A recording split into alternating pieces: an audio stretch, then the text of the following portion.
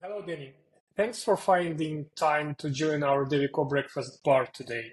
Could you please tell me about yourself and your professional background? Yeah, thanks for having me on here. My name's Danny He. I'm the founder and CEO of Soapbox Inc. We're a supply chain, logistics, fulfillment, technology software. We are based out of LA. Well, I'm based out of LA. We kind of started a year right before the pandemic, so everybody's remote, and it's kind of a unique situation. But my background is in technology, but on the business side of tech. So I worked at IBM, managing a large enterprise customer. Was with Royal Caribbean as a digital product manager. And then prior to starting this company, I was at a private equity group with about 50 something consumer group brands and consumer package brands. And through that process, we were able to discover some pretty major gaps in the supply chain and fulfillment technology infrastructure. And that's when we started Soapbox. Yeah. Okay, great. Can you please tell me more about Soapbox and the problems it solves? Yeah, sure. So we started Soapbox, like I said, about 4.5 years ago, really based off of a necessity. So I was saying in the previous role, I was leading the operations, and one of the things that we were tasked with was to create this consolidated third-party logistics as 3PL for their brands. We needed to launch their e-commerce and then modernize the business. They were effectively like pen and paper everything in the business. And as we were looking at technology solutions and as we were scaling and growing the company and consolidating a lot of these efforts, what we realized is that a lot of the technologies, well, every technology in this space really funneled into either point solutions, meaning like shipping or inventory management, warehouse management, storefront management, all within each silo. Or you'd have these really large monolithic like NetSuites, SAPs, IBMs of the world that had these large Mhm. programs that were incredibly expensive and just required like a PhD to be able to use. And so the problem that exists there is that most CPGs they're not technology companies. They don't have a lot of robust technology resources unless they get to a certain critical Mhm. mass. But even larger companies, in this case, this company was like 300 million a year, and we didn't have any technical resources. We outsourced our IT basically. And so Mhm. then we're kind of left with, okay, well, you have to use all these tools to be able to have an effective business workflow, but at the same time, you have no technical support for it, right? You have to figure out how to integrate each one of these. At the very minimum, you have to understand how API connections work. Then once that works, and you have different versions across the board for these technologies, how do you maintain, how do you sustain it? So the first issue was the fact of just the technology barrier, the resource constraints on the technology side. The second issue is that these tools were built as siloed platforms. But for us as Mhm. operators, this is just one workflow. It's every day in the life that we have to worry about shipping and inventory and order management and storefront management and returns and shipping. So there wasn't really anything that made a lot of sense from a tech stack perspective because I had to use Mhm. like 10 different solutions to be able to make this work for us. But that's just not how operations works, right? It's one seamless workflow for us. But then the third and most, I think, glaring piece of this is across all of these technologies, it's the same data set, right? So when we were exploring this and we are kind of figuring out, okay, where's the order coming in from and where the orders need to go out to and the information flow between them, it always distilled down to order origination, which is your Amazons, your Walmarts, your Shopify's of the world coming in to all of these different platforms, and then what we get and send it out is the shipping information, the inventory information, basically everything that's already part of their core data set. So you've got these like three factors that, quite frankly, no technology was able to solve against because they were so separated out. And that's why we decided to start this business where each one of these silos were really multi-billion dollars, right? Like inventories, multi-billion dollars. Shipping is multi-billion, the warehouse is multi-billion dollars. Interesting enough, supply chain logistics fulfillment is a multi-trillion dollar industry. So rather than tackle on these multi-billion dollar problems, we decided to take on the multi-trillion dollar problem. Thanks for such detailed information. Are there any specific areas with your industry that you're particularly passionate about? Yeah, I think that what's really interesting for us is we're able to solve a a very age-old problem in a very unique and new way. Although it doesn't feel like it's unique, right? Because as an operator, it's just a day in life. But from an offering and technology stack perspective, it is unique. And so we're really passionate about them putting this in front of customers and then letting them decide what it means. So unlike a lot of technologies out there, Soapbox is not this infinitely customizable, infinitely configurable tool. Actually, we put pretty tight rails around how you can use it and what the configurations can be with minimal customizations. And the reason for that is, as an operator, we had all these different types of companies that did all these different types of things, but everything kind of distilled down to the exact same workflow, more or less. Mhm. And so by simplifying this, we're able to really help improve the efficiency and efficacy of the warehouse workers. They're really the lowest common denominators within a workflows. But more importantly is, because we're in such a tightly railed software and feature set, it's really up to our customers how they want to use this. And so what we found is that when we give them a tool where they can't do a lot with it in terms of the customizations and configurations, what we find is innovative use cases of like, hey, this is really great that you can help us standardize certain things. This is what we can do with Mhm. standardization. So we found some pretty unique use cases of our technologies, and that's really the most exciting part about our business is we've built what we built, and to be able to see our customers bring it to life is really awesome. Great. How do you see the future of the shipping and fulfillment industry?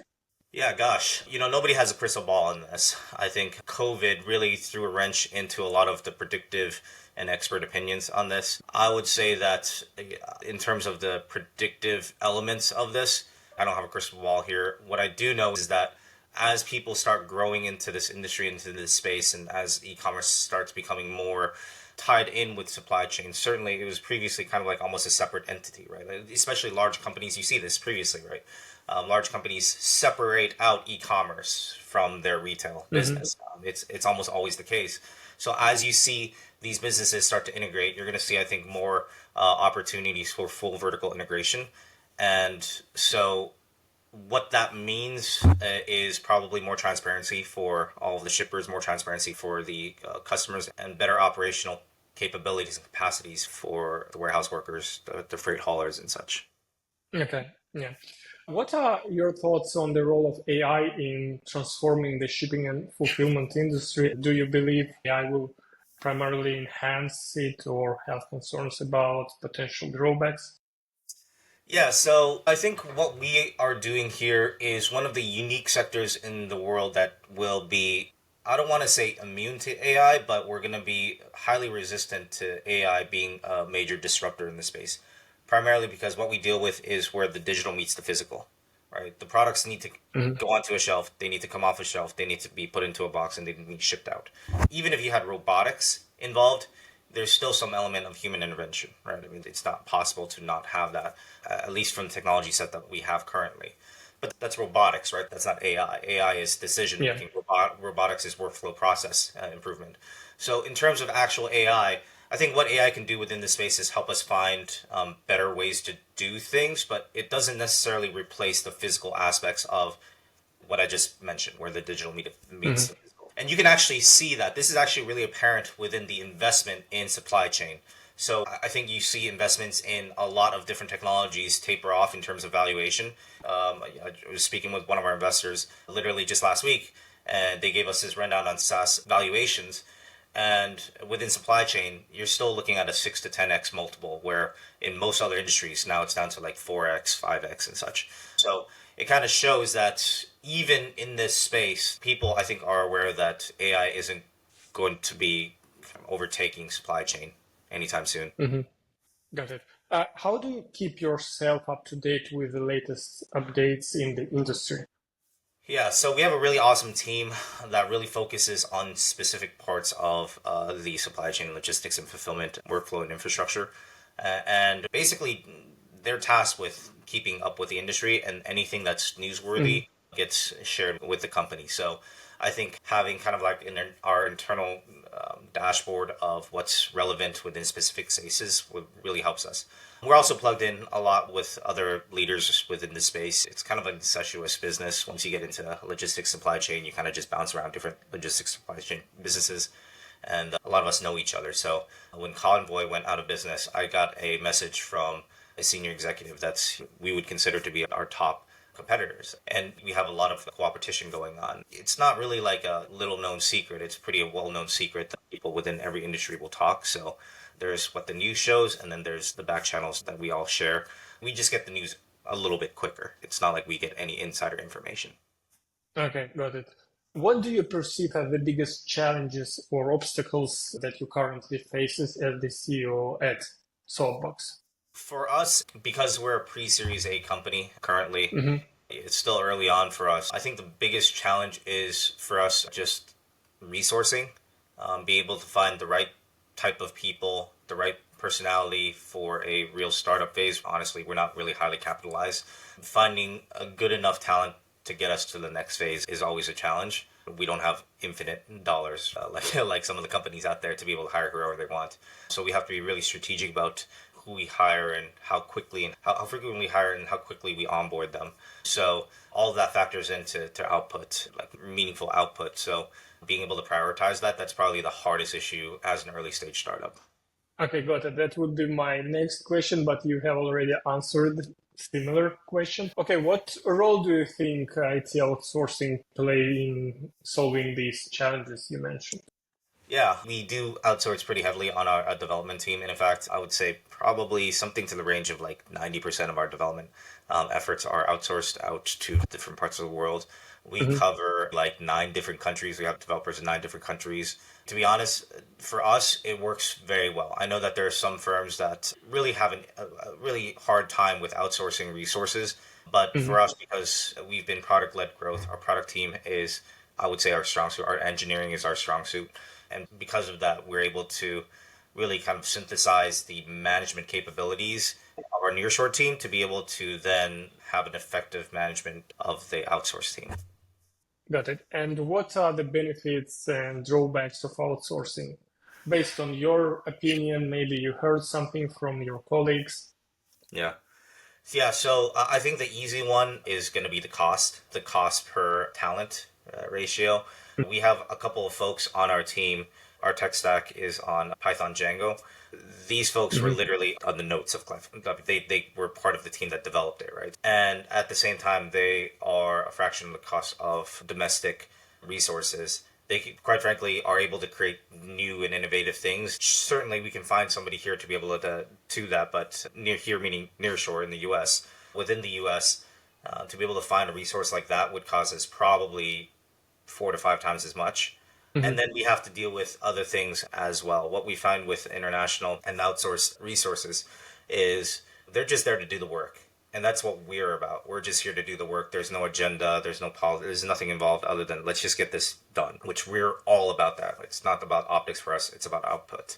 So that's the positives. I think the drawback is that it does require a little bit more micromanagement. It's not really even like micromanagement. I guess it kind of is micromanagement. So the difference between our onshore team versus our offshore team is that if we have a ticket that we assign to our onshore team, they can help with the grooming process of it and just scoping out whatever development requirements are needed. It's very difficult to be able to Mm-hmm. do that for an offshore team. One, because of a language barrier, and two, because what we do is so highly specialized that without the context of actually physically being Mm-hmm. in these spaces and seeing all these things, which all of our team has done as part of training, it's hard to be able to conceptualize these things. But again, we bridge that gap by having really tight product cycles and workflows. We are able to overcome that on our end, the drawbacks of outsourcing. Okay, great. So only the benefits left. Sounds cool. Yeah, exactly. What were the factors that prompted you to consider IT outsourcing? Yeah, beyond the cost, I think it's just finding people who can just put their heads down, get the work done, and that's basically it. There's Mm-hmm. no distractions. We have basically hired contractors from day one, and those contractors have now become more or less like full-time international employees. I would say from our team, the longest tenured person has been with us for 4 years. Well, we've been open for 4.5 years, right? So most of the contractors we have on our team are 2+ years, 3 years. So you kind of don't find a lot of that within the contractor space, right? There's quite a bit of turnaround and turnover for that. We haven't had that. And we actually haven't had any issues with are we going to potentially lose this person because they're looking for, so that's their job. Their job is to be able to outsource or offshore. I don't even call it offshore, outsource at this point. I get that it is Hmm. outsource, but we find them more as offshore. They're really a part of our team. I think that was the big thing. Because we're a startup, because we have resource constraints, we need to make sure that whoever we hire is going to be cost effective, number one, but number two, that we don't need to continue hiring again and again for the same role because we have attrition. So outsource has actually been a really, really fantastic way for us to bridge that. Okay, great. And how do you measure the success of collaboration with IT outsourcing vendors? I think the first, foremost, and most important is being able to find the right type of resources for us. Mm-hmm. Certainly, every outsourced team has their specialization of the resources they can tap into. But even within the ones that have our specific tech stack, there are just some that are better than others in just the resources that they have. And it speaks to the leaders within the outsourced teams, right? Can they recruit great talent? And if they can, it's probably because their company is also pretty great as well. So we like to work with companies like that. And that's what's successful first and foremost is, are you able to effectively source the right candidates for us? And that's really the biggest measure of success because everything else is a byproduct of finding the right person for us. For us, the biggest measure of success is the quality of sources. Okay, great. And finally, what advice would you give to other companies considering IT outsourcing? Do it. That's it. Get it done. I think we've talked to a lot of companies that are very guarded about their technology, and they have this fear that if they outsource, the technology isn't going to be theirs and it's owned and such. And I find that while that may be true, if you are a tech company that churns engineers every 2 years, I feel like that's actually worse for your company in terms of safeguarding your trade secrets or whatever you're developing, because you've got somebody domestic that's there for 2 years and they're going to take everything that they learned in 2 years with your companies and take it and apply it to some other company, Yeah. probably within the peripheral space. That doesn't make a lot of sense for us. I think what we can find here is pretty solid loyalty within the offshore team, as long as we pay them well, as long Hmm. as we treat them well, and as long as they're engaged in interesting products and development cycles that we can send off to them.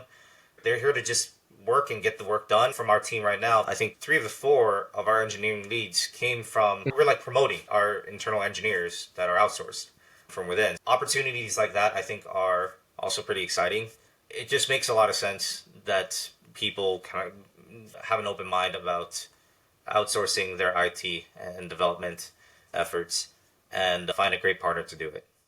Danny, thanks for your answers. Thanks for talking to me today. It was really a great conversation. You shared valuable insights, recommendations for companies that probably in the process of considering outsourcing haven't started yet, thinking about it.